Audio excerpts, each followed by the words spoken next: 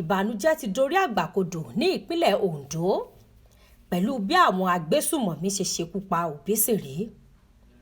Ní ìpínlẹ̀ Ondo bákan náà ni àwọn agbésùmọ̀mí Ẹ̀sìn Òkọkú yìnbọn fún àgbẹ̀ kan tí wọ́n sì gbé ìyàwó rẹ̀ sá lọ.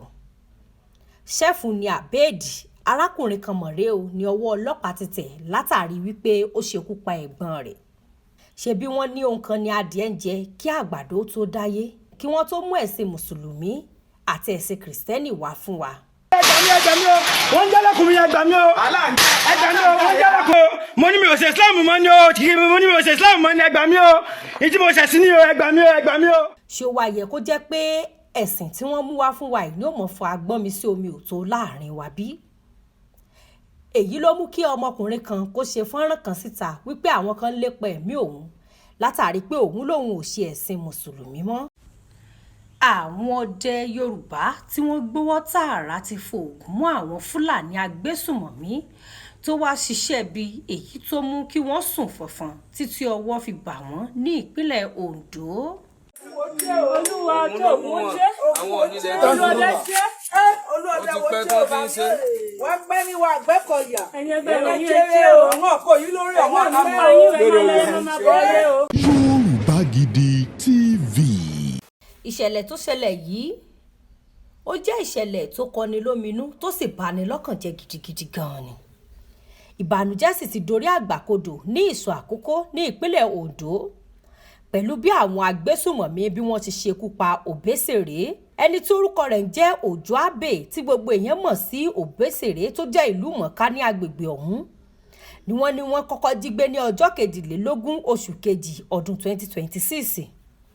Wọ́n ló ń bọ̀ wá sí ìpínlẹ̀ Edo láti ọ̀nà Ondo kó tó di wípé ó bá ọlọ́jọ́ tiẹ̀ pàdé.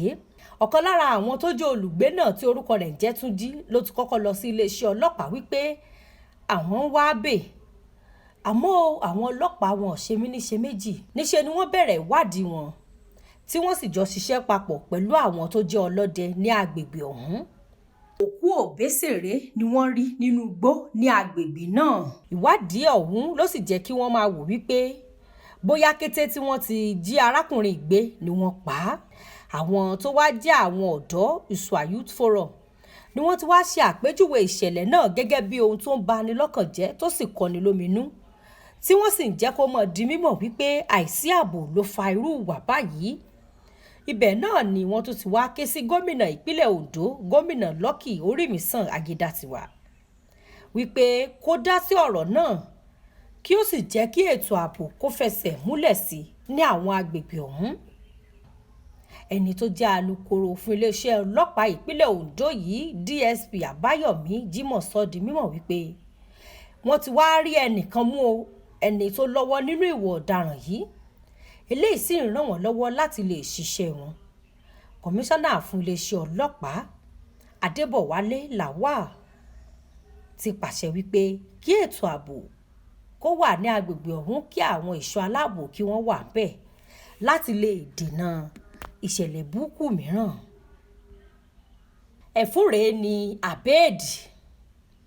Ìṣẹ̀lẹ̀ burúkú kan ló mọ̀ ṣẹlẹ̀ ní ìpínlẹ̀ Ọ̀yọ́ níbi tí arákùnrin kan tí orúkọ rẹ̀ ń jẹ́ Lateef Sulaiman ẹni ọdún 43 tó gbẹ̀mí lẹ́nu ẹ̀gbọ́n rẹ̀ tó jẹ́ Mustapha Hamidu ẹni ọdún 52. Kí ni ẹ̀ṣẹ̀ tí ẹ̀gbọ́n rẹ̀ ṣẹ̀ gan-an? Iléeṣẹ́ ọlọ́pàá ti ìpínlẹ̀ Ọ̀yọ́ ni wọ́n mọ̀ ti náwó gan arákùnrin kan tí orúkọ rẹ̀ ń jẹ́ Lateef. Iléeṣẹ́ ọlọ́pàá ọ̀hún ló ti jẹ́wọ́ wípé òun lálàá pé ẹ̀gbọ́n òun ó yìnbọn fún òun lójú oorun. Ìdí rèé tí òun fi ṣekú pa ẹ̀gbọ́n òun. Ọjọ́ tí ìṣẹ̀lẹ̀ burúkú tí ó ṣẹlẹ̀, wọ́n ní Mustapha tó jẹ́ ẹ̀gbọ́n níṣe ló jókòó kó tó di wípé àbúrò rẹ̀ wò sùnsùn tó fọ́ ní òkúta lórí títí tí ẹ̀mí sì fi bọ́ lára ọmọkùnrin yìí. Iléeṣẹ́ ọlọ́pàá fìdí ẹ̀ múlẹ̀ wípé wọ́n gbé arákùnrin yìí Mustapha tó jẹ́ ẹ̀gbọ́n lọ sí ilé ìwòsàn Ìlérí Olúwa ní Sẹ̀pẹ̀tẹ́rì. Ibẹ̀ ni dókítà ti sọ di mímọ̀ pé ẹ̀mí ti bọ́ lára ọmọkùnrin yìí. Ẹni tó wá jẹ́ agbẹnusọ fún iléeṣẹ́ ọlọ́pàá ti ìpínlẹ̀ Ọ̀yọ́ Ọláyínká Ayánládé sọ di mímọ̀ wípé àwọn dé ibi tí ìṣẹ̀lẹ̀ náà ti ṣẹlẹ̀ àti ilé ìwòsàn náà. Kọmíṣánná fún iléeṣẹ́ ọlọ́pàá Fẹ́mi Haruna ṣàlàyé ìṣẹ̀lẹ̀ náà gẹ́gẹ́ bí ohun tó kọni lóminú tó sì bani lọ́kàn jẹ́ gidigidi. Wọ́n tẹ̀síwájú wípé ìgbésẹ̀ tó tọ́ àti eléyìí tó yẹ ó ń tẹ̀síwájú nígbà tí ọmọkùnrin yìí tó ṣekú pa ẹ̀gbọ́n rẹ̀ tó sì wà lọ́dọ̀ àwọn ọlọ́pàá. Ìṣẹ̀lẹ̀ burúkú yìí tó gbomijó lójú ẹni yìí ìpínlẹ̀ Ondo náà ló ti ṣẹlẹ̀ bákan náà. Wọ́n ní àwọn agbésùmọ̀mí yìí ni wọ́n yìnbọn fún àgbẹ̀ kan tí wọ́n sì jí ìyàwó rẹ̀ gbé sá lọ. Iléeṣẹ́ ọlọ́pàá ti ìpínlẹ̀ Ondo ti fìdí ẹ̀ múlẹ̀ wípé àwọn agbésùmọ̀mí yìí ni wọ́n gbé ìyàwó àgbẹ̀ ìsálọ ní ọjọ́ 4 oṣù kẹta ọdún tá a wà yìí ní alẹ́. Ìṣẹ̀lẹ̀ burúkú iná ló ṣẹlẹ̀ ní dédé aago 9:15. Wọ́n ní arákùnrin yìí àgbẹ̀ yìí níṣe ló wọ̀ yáàjà pẹ̀lú àwọn tó jẹ́ àwọn agbésùmọ̀mí yìí. Èyí ló fà á tí wọ́n sì fi yìnbọn fún un ní apá ọ̀tún tí wọ́n sì padà gbé ìyàwó rẹ̀ sálọ. Àmọ́ nígbà tí wọ́n ké sí iléeṣẹ́ ọlọ́pàá níṣe ni wọ́n tètè débi tí ìṣẹ̀lẹ̀ náà ti ṣẹlẹ̀ tí wọ́n gbé arákùnrin yìí lọ sí ilé ìwòsàn ti àwọn ọlọ́pàá tó wà ní agbègbè náà fún ìtọ́jú eléyìí tó péye.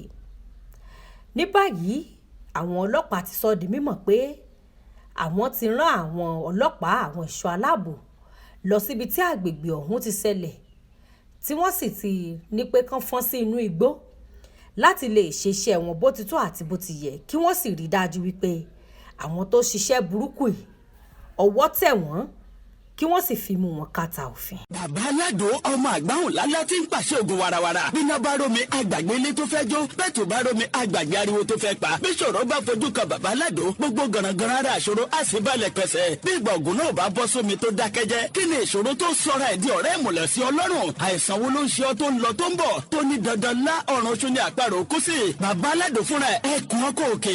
Ògbóǹtarìgì nínú ká fi ewé àti egbò tú ọ̀pọ̀lọpọ̀ sílẹ̀. Bàbá Aládò fúnra ẹ̀ ó ti dé láti abúlé Aládò ìlú Olórílẹ̀ méje ní ìlú Ìbàrìbà. Ó ṣe pàtàkì kí o tètè kàn sí Bàbá Aládò. Wọ́n bá yín fojú inú fojú àgbà wo tí ń yọ yín lẹ́nu lágọ̀ọ́ ara pẹ̀lú àwọn irinṣẹ́ ìgbàlódé. Ẹ má sì gbàgbé àwọn egbòogi wa tó gbàṣẹ gbòǹtẹ̀ ìjọba. Lego herbal mixture àti Osconto capsule. Èyí tẹ̀ ń rírà láwọn fámásì káàkiri. Ẹ máa pe Bàbá Aládò 08028121088. Ibi tá a ti ń fún yín láwọn nǹkan tẹ́ ẹ fẹ́, àwọn nǹkan tó ṣàǹfààní tó yẹ kẹ́ ẹ máa wò nígbà gbogbo nígbàkigbà ìbẹ̀lẹ̀wà yìí máa subscribe sí subscribe tẹ subscribe sí. Yorùbá Gidi TV.